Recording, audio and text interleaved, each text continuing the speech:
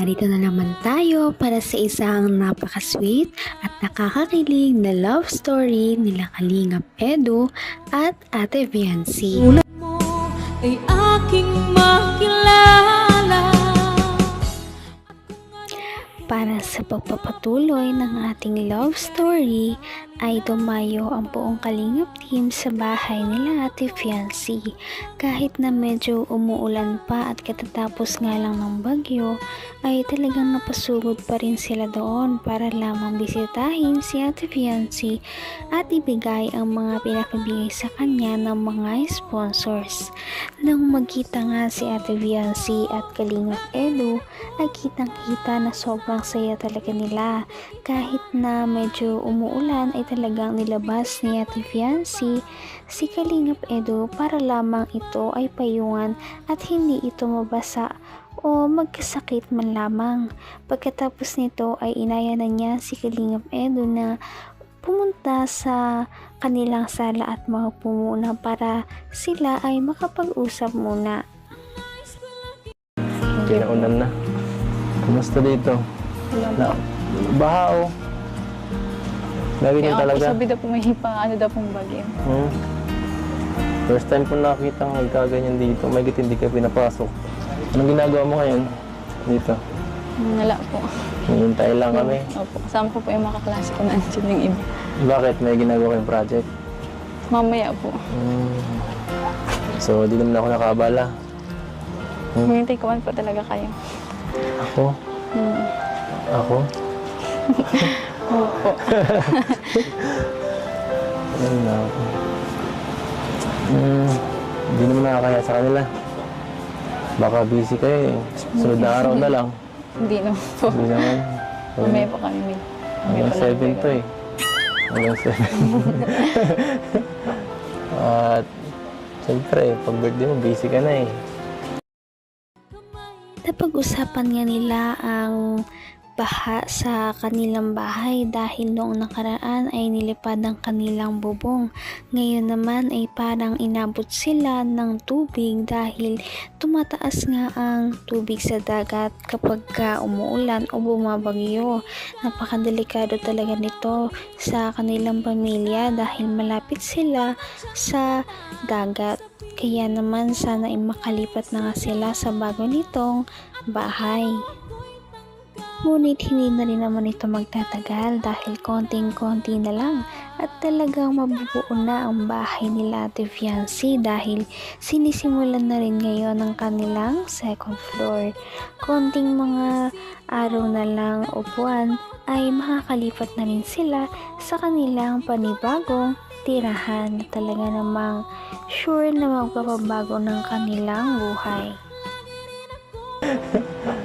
At siyempre, pag birthday mo, busy ka na eh. Baka di mo na ako mapansin doon. Dami mong gagawin doon eh. Dalaw-dalaw pati ang birthday mo. Siya nga po pala may pagkain po dyan. Ha? Kain po muna. Opo. Baka hindi naman para sa akin Hindi. yan. Para po sa inyo yun ata talaga. Yeah. Wait lang po. Mabala ka pa. Ay, grabe. Ito ganito. Para saan to? Pinadala po. Ay, yan pala yung sinabi mo nakaraan. Nasa 10. Galing po kay Tita Gemma. Ito pala yung sinasabi mo nakaraan. Kala ko kung ano Thank you lang. po, Tita Gemma. Sabi mo, ikaw maluto nun. Kanin po pinapaluto. Sabi ko. Kanin po yung sabi ko Sino sa'yo. makain yan? Dami.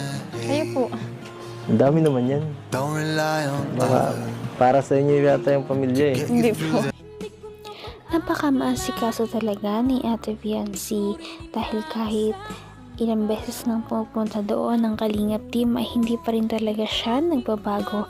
Talagang inaasikaso niya ang kanyang mga bisita para hindi ito magutom, mainitan at mapagod. Kaya naman nakakatuwa dahil inalok ni Ate Viancy ng pagkain si Kalingap Edu dahil alam niya na sobrang napagod ito sa kanilang pag-i-scout. Kaya makikita natin na para talaga siyang girlfriend material para kay Kalingap Edu. Ganun pa man, ay inalok din niya ang ibang part ng Kalingap team para din naman kumain dahil sigurado na gutom na sila dahil bago pa sila pumunta doon kila Ate Fiancy ay nauna muna silang pumunta sa bahay na pinapagawa para kay Ate Fiancy. Ito muna tayo. Kumusta naman kayo dito? Oh, Okay lang po. okay ka lang? Kayo po, kamusta? Wala naman, dati lang. Ito, busy sa ano mo. Sa birthday mo. Daming... Busy. Oo, busy naman talaga eh. Ano pong ginagawa niyo? Sasayaw. Sasaya. Sasayaw. Hindi mo napanood, no? Naghahanda namin yun. Pinaghahandaan ko pala. Bakit? Di ka naniniwala? Panoorin mo kaya. Sige pa, abangan ko yan. Oo, baka may eksena ka pa dun. Siya nga pala, ready na ba yung susuot mo? Yun po, tas Ito. Isang friend. Nakakatuwa naman dahil kahit matagal pa ang birthday ni Ate Fiancy at hindi pa noong mismong araw na yon ay nagpadala sa kanya ang kanyang sponsor ng maraming pagkain. Nagpadala ito ng cake, spaghetti, pansit at iba pang mga handa para sa early celebration ng birthday ni Ate Fiancy. Talagang mahal na mahal siya ng kanyang mga sponsors at mga supporters. Kahit na hindi pa niya birthday, kompleto na talaga ang gagastusin at ang kanyang mga gagamitin. Meron na nga din siyang gown at nakapag-photoshoot pa siya na kanyang gagamitin sa kanyang birthday. Bukod doon ay minagbigay na nga ng panggastos sa venue at mga panghanda sa kanyang birthday. Bukod pa rito ang mga pangregalo kay Ate Fiancy. Iyo'y abot kamay. Oo, baka may eksena ka pa dun. Siya nga pala, ready na ba yung susuot mo? yun po, tas Ito. Isang prinsesa. kaya nga pa eh. Prinsesa. Para sa isang prinsesa. Grabe. Para ka na magde-debut. Kaya nga po. Hindi ko na ma-imagine, lalo na pag 18 ka. Ano pa kaya? Wala na po. Yun na daw po yun. Yan na yun? Opo. Kung yan na yun, edi ibig sabihin 18 ka na ngayon. Edi okay ka na.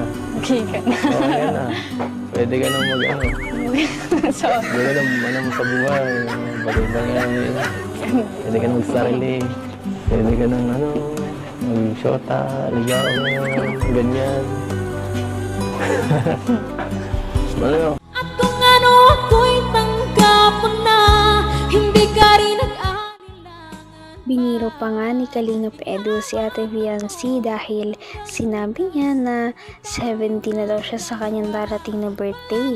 Konting-konti na lang ay mag-18 na rin daw siya. Baka pwede na. Pwede na maging sila o pwede na siyang maligaw kay Ate Fiancy.